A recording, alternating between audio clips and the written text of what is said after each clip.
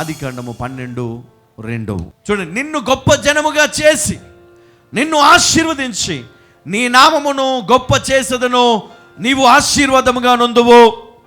ఏమన్నాడు? నిన్ను గొప్ప జనముగా చేసి నిన్ను ఆశీర్వదించి నీ నామమును గొప్ప చేసేదను, నీవు ఇక మీదట ఆశీర్వాదముగా నొందువు.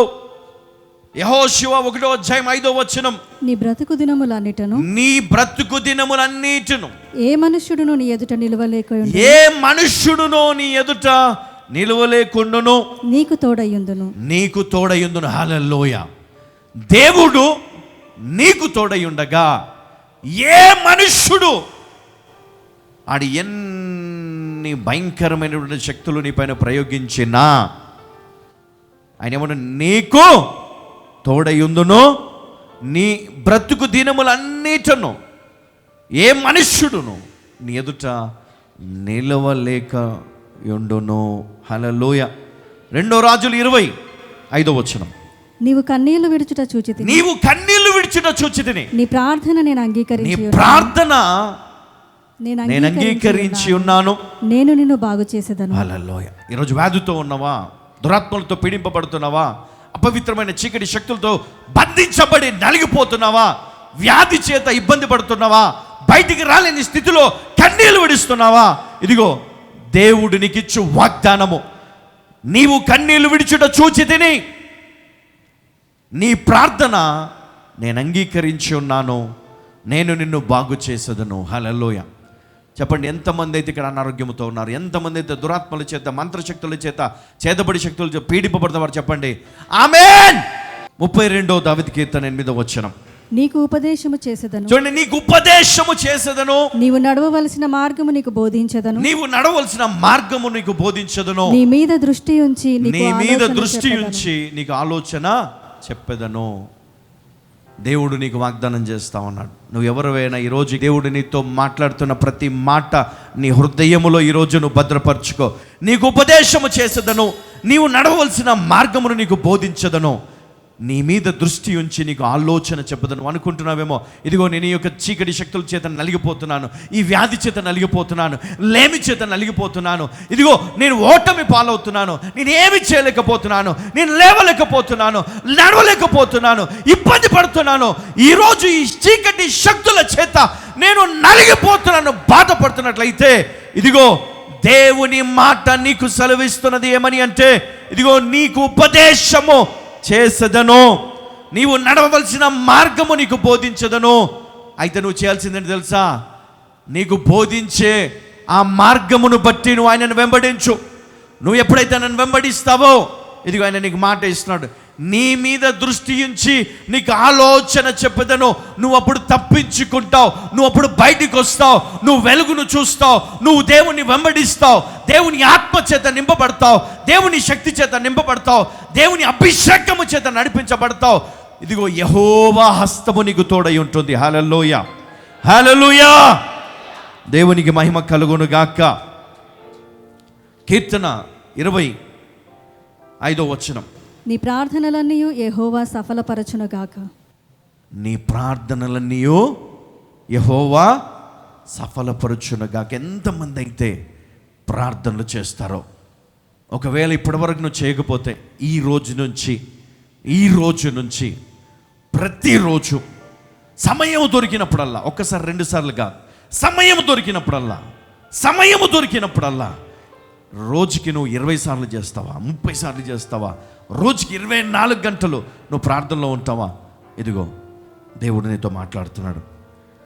నీ విజ్ఞాపనలన్నీ కూడా దేవుడు ఏం చేయబోతున్నాడు? సఫలపరచబోతున్నాడు. నీ ప్రార్థనలన్నీ యెహోవా సఫలపరచును గాక. యెషయా గ్రంథం 41:10 నీకు సహాయము చేయువాడను నేనే. ఎవరు చేయరు? ఎవరు నిన్ను కాపాడరు? ఎవరు నిన్ను విడిపించరు? ఎవరు నిన్ను తప్పించరు? ఎవరు నిన్ను ఆదుకోరు? ఎవరు నీ చెయ్యి పట్టుకొని నడిపించరు? ఎవరు నీ శరీరం ఉన్న వ్యాధిని స్వస్థపరచరు? ఎవరు నీ కొరకు చనిపోరు? ఎవరు నీ కొరకు ప్రాణము పెట్టి తన రక్తమును కార్చరు?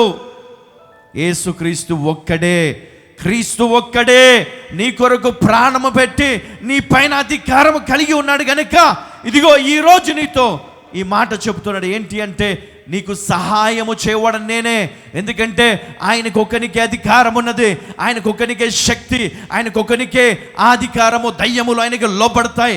ఈ లోకంలో ఉన్న సమస్తము ఆయనకి సాగిలపడుతుంది కనుక ఆయన ఒక్కడే నీకు సహాయము చేయగలడు.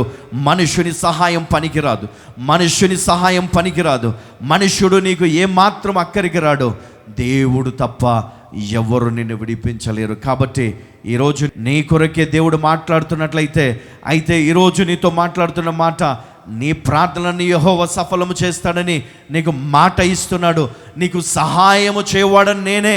కాబట్టి నువ్వు అధైర్యపడకన్నాడు. యెషయా గ్రంథం 42:6 యెహోవానగు నేను నీతి విషయంలో నిన్ను పిలిచి నీ చెయ్యి పట్టుకొని ఉన్నాను. హల్లెలూయా. ఆయన ఏమన్నాడు? నీతి విషయములలో నిన్ను పిలిచి నీ చెయ్యి పట్టుకొని ఉన్నాను. కాబట్టి ఈ రోజు నుండి నువ్వు ఎక్కడికి వెళ్ళినా, ఏమి చేసినా, నువ్వు ఏమై ఉన్నా సమస్తము ఆయన వలన నువ్వు చేయబోతున్నావు. హల్లెలూయా, హల్లెలూయా. ఆయన వలన నీవు ఈ రోజు నుండి నీ క్రియలను, నీ ప్రవర్తన, నీ నడవడినంత మార్చుకొని నీతి విషయములో ఆయన నిన్ను పిలుస్తున్నాడు. కాబట్టి నీ చెయ్యి పట్టుకొని ఉన్నాడన్న సత్యమును నువ్వు మర్చిపోవద్దు. యెషయా గ్రంథం 66:13 ఒకని తల్లి వాణ్ణి ఆదరించినట్లు, ఒకని తల్లి వానిని ఆదరించినట్లు నేను మిమ్మును ఆదరించదను. ఈ వాగ్దానము దేవుడు ప్రతి ఒక్కరికి ఇస్తున్నాడు గనక విశ్వాసముతో మరి మీ హృదయములో వీటిని భద్రపరచుకోనండి. ఒకని తల్లి వానిని ఆదరించినట్లు నేను మిమ్మును ఆదరించదను. కాబట్టి నమ్మండి అంటున్నాడు ఆయన. విశ్వాసం ఉంచండి నా పైన.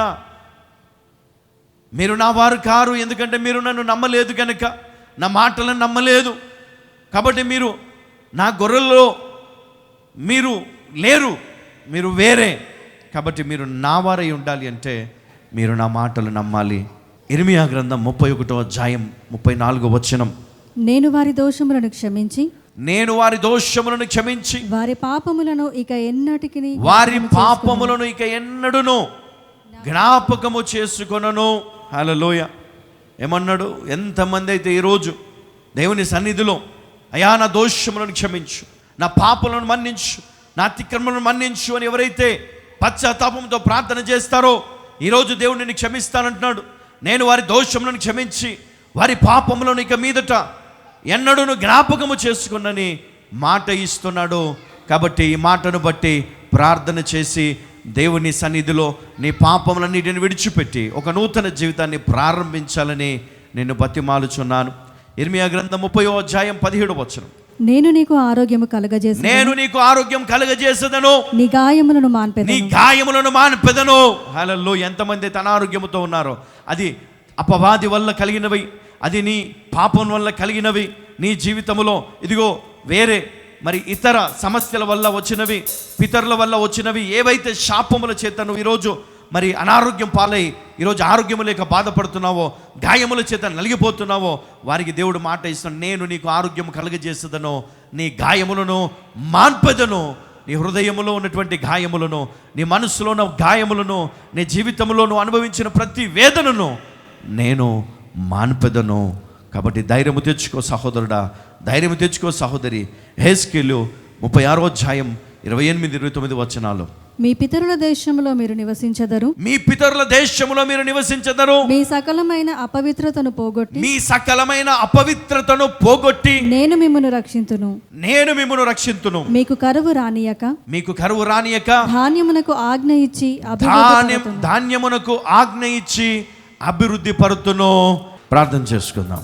మహోన్నతుడా, సకల దీవెనలకు కారణభూతుడైన తండ్రి, మాకిచ్చిన కృపను బట్టి, మాకు బోధించిన ఆ జ్ఞానవాక్యమును బట్టి వేలాది వందనాలు చెల్లిస్తున్నాం. ప్రభా, మీరు మాకు ఇచ్చిన వాగ్దానములను జ్ఞాపకము చేసుకుంటున్నాం. ప్రతి కుటుంబాన్ని ఈ వాగ్దానముల చేత వర్ధిల్ల చేస్తానని ఇచ్చిన వాగ్దానములన్నీ కూడా నెరవేర్చి మహిమ పొందుమని నజరేయుడైన యేసుక్రీస్తు పరిశుద్ధ నామములో ప్రార్థించి వేడుకుంటున్నాము తండ్రి. ఆమేన్.